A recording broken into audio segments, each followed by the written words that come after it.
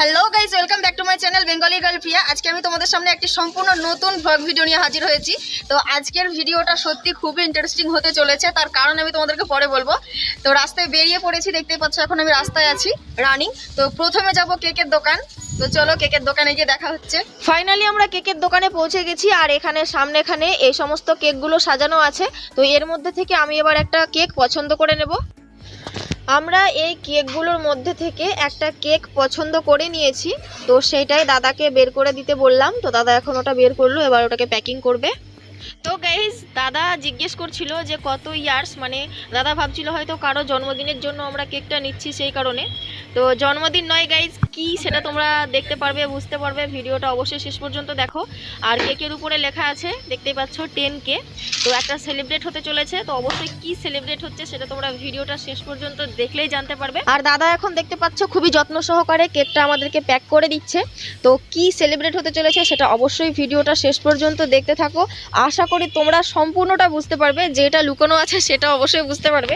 আশা করি কেউ কেউ এতক্ষণে বুঝেও গেছো, 10K লেখা আছে সেহেতু বুঝে নেওয়ারই কথা। তো এবার আমি একটা ক্যান্ডেল নিয়ে নিচ্ছি কেকের উপরে জ্বালানোর জন্য। যদিও জন্মদিন না হোক, তার একটা সেলিব্রেশন তো অবশ্যই হচ্ছে। কেক কেনা হয়ে গেছে, এবার আমরা বেরিয়ে যাচ্ছি কেকের দোকান থেকে। তো একেবারে যেখানে গিয়ে কেকটা কাটবো সেখানে গিয়ে আবার তোমাদের সঙ্গে দেখা করছি। তো চলো সঙ্গে থাকো, ভিডিওটা অবশ্যই শেষ পর্যন্ত দেখতে থাকো। তো গাইস, তোমরা তো দেখতেই পেলে কেকের উপরে 10K লেখা, মানে আমার ইউটিউবে এই প্রথম 10K সাবস্ক্রাইব কমপ্লিট হয়েছে। তো সেই উদ্দেশ্যে আজকে সেলিব্রেটটা করতে এসেছি। তোমাদেরকে আগে বলিনি, এখন বলে দিলাম। ঝিরঝির করছে ক্যামেরা, তো বের করার জন্যই তো। আস্তে আস্তে বের কর, ফেলে দিস না কাদায় মাটিতে।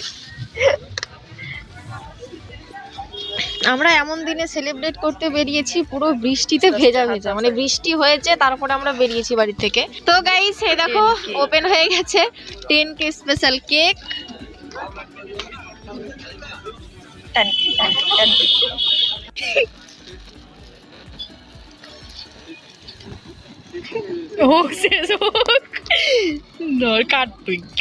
আমি কাটবো কেন? তুই কাটবি। তো গাইজ, আমি তো খুবই এক্সাইটেড। আমরা তো ছিলাম পরে সেই 0 সাবস্ক্রাইবার্স ছিল আমাদের চ্যানেলে। তো সেখান থেকে যে আজকে 10,000 সাবস্ক্রাইবার্স হয়েছে, সবই তোমাদের ভালোবাসার জন্য পেরেছি করতে। এটা কোনোটাই আমার নিজের ক্রেডিট নয়, এটা সম্পূর্ণ তোমাদেরই ক্রেডিট।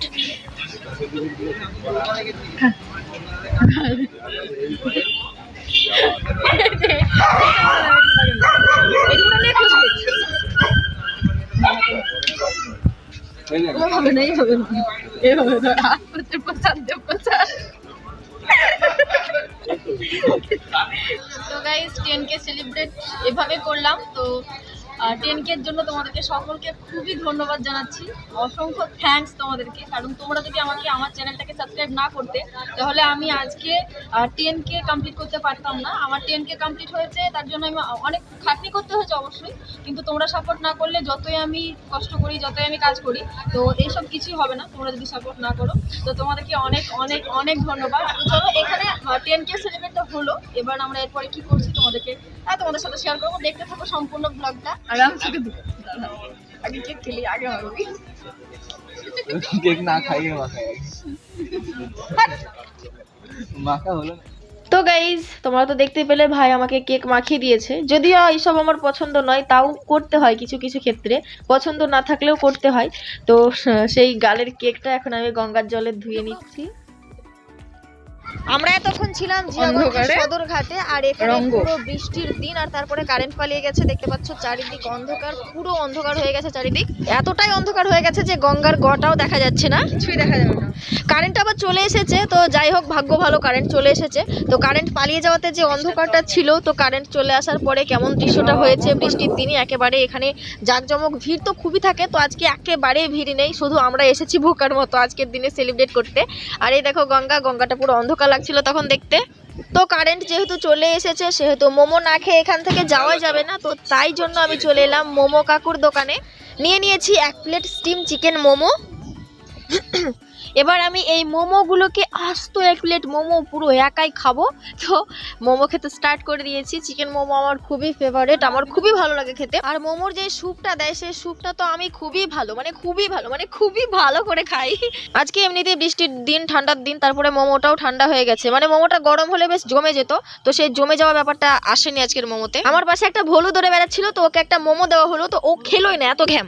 এখন কি খাচ্ছি বল? মোমো খাইনি, শুধু মোমোর স্যুপ খাবে। এটা গরম আছে, কারেন্ট পালিয়ে গেল। এর আগে আমি কোনোদিন এই দোকানে বিরিয়ানি খাইনি, তো এই প্রথম। যাই হোক, দেখছি ডিম নেই, আছে বলতে চিকেন আছে আর আলু আছে, আর সাথে যেমন বিরিয়ানি খাওয়া যাবে। এই টেস্টটা দেখি কেমন হয়েছে।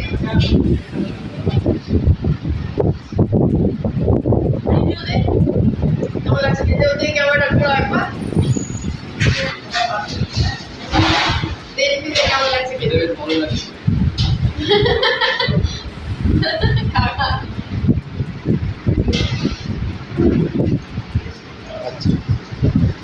বিরিয়ানির সম্পূর্ণ স্বাদটা চিকেনের আলুতে পুরোতেই মানে ঢুকে যায়। অন্যদিকে বিরিয়ানি খুলে কোনো একটা তরকারির মধ্যে থেকে আলু তুলে বিরিয়ানি দিয়েছি, এটা এখানে সেরকম। তো চলো খাওয়াটা কমপ্লিট করি, তারপরে দেখা হচ্ছে তোমাদের সঙ্গে। তো গাইস দেখতে পাচ্ছ প্লেট পুরো ফাঁকা করে ফেলেছি, আর এটা এখানে হাড়গুলো ফেলা আছে। তো চলো এবার আমি বেরিয়ে পড়বো। একটা মাজা নিয়ে নিলাম বেরোনোর আগে। চল বেরো।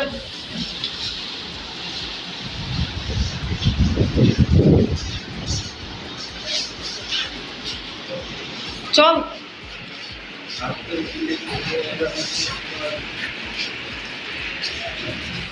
আমাদের তো খাওয়া দাওয়া হয়ে গেছে, আমরা দোকান থেকে বেরিয়ে যাচ্ছি, আর বেরোনোর সময় একটা বাড়ির জন্য পার্সেল করে নিচ্ছি।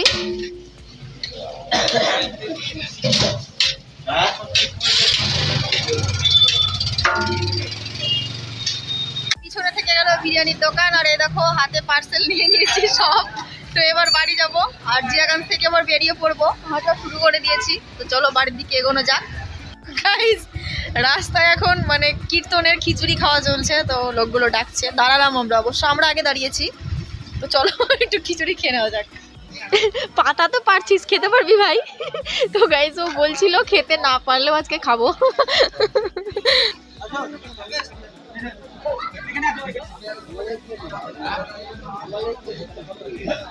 ঝাল আছে, ঝাল আছে।